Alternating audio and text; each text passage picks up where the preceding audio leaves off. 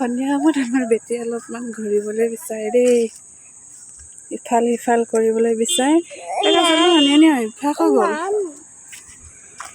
সেইকাৰণে সদায় আৰু সন্ধিয়া সময়ত আহিবই লাগে।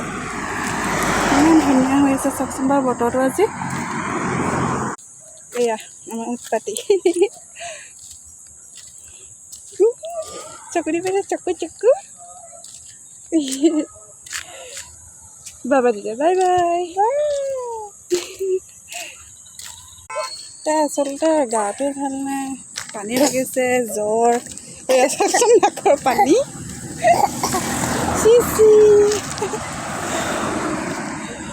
তথাপিও আৰু অকণমান উলিয়াই আনিছোঁ, নহ'লে ঘৰত কান্দি থাকিব নহয়। অঁ তেনেকৈ কেনেকৈ কান্দে, কেনেকৈ কান্দে, অলপ দুষ্ট নহয়।